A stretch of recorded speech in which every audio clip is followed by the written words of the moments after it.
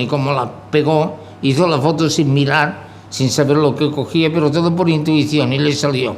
Sabía pues que Barcelona tenía unos iconos, como no Barcelona, como cualquier otra ciudad. Y entonces él lo que siempre iba a buscar es estas partes conocidas de las ciudades. Tiene unas fotografías excelentes de la Sagrada Familia, porque él sabía que era un emblema de la ciudad, y cuando estaba hablando de Barcelona, pues tenía que hablar de la Sagrada Familia, o del Tibidabo, o del Monumento a Colón, o de las Ramblas. Son lugares que eran, lo que dirían otros, pintorescos, pero para él era el retrato de la sociedad catalana y de la sociedad, de la gente de la calle, los que eran productores de cosas y de situaciones.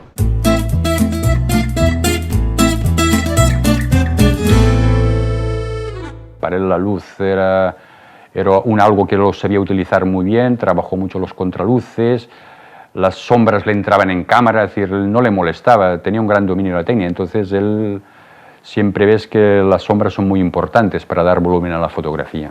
Ella sabía que las fotos buenas las hacía pues de las 9 hasta las 12 y de las 4:30 hasta las 7:30. Hay edificios en Barcelona que decía, bueno, esto irá más bien por el otoño, ¿no? Esto irá más bien por San Juan, porque es el único momento que le cogeré la luz un poquito de lado.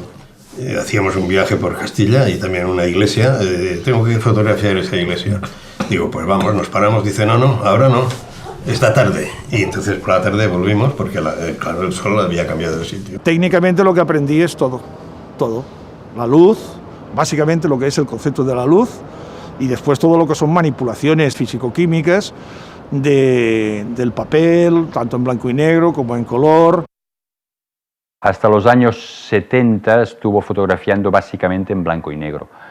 A finales de los 60, principios de los 70, utilizó las dos técnicas, tanto color como blanco y negro, y a partir de los años 70, un poco avanzados, ya no trabajó más en blanco y negro. Él decía que el mundo era en color y se tenía que fotografiar en color. Y un día decidió que lo haría todo en color. Y había decidido que el blanco y negro representaba una época. Los años tanto, las fotos eran en blanco y negro. Y esta época se determina por eso. Dice, y ahora se tiene que hacer todo en color.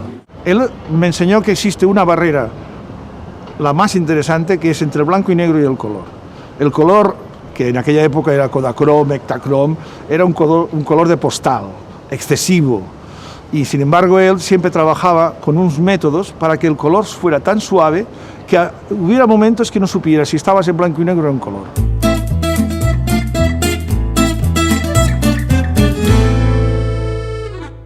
Papá procura escapar mucho de lo superfluo, no quiere dar demasiada información, quiere dar un mensaje, quiere dejarlo claro.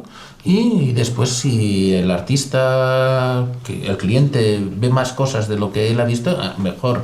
Pero él tiene muy claro que quiere evitar lo superfluo. Cuando tengas preparada la foto, cuando vas a fotografiar algo, espérate, porque igual pasa un capellán o pasa alguna cosa. O sea, una vez tienes la foto resuelta y si no te viene de aquí, te esperas un ratito y, a ver qué pasa. Y la foto se completa. El Cartier-Bresson le decía el momento decisivo, el momento que realmente tiene una magia y que capta los 3 o 4 aspectos que definen aquel momento y aquel instante. Él lo decía de otra manera, pero en el fondo también estaba buscando lo mismo. Porque todos buscamos, los fotógrafos todos buscamos aquello que puede hablar más allá de la propia imagen. Él proponía, pero quien completaba la fotografía era el público. Y entonces él siempre estaba esperando, confiaba en su trabajo, pero esperaba la reacción del público. Hay más fotografía detrás de la fotografía que dentro de la fotografía, que la imagen en sí misma.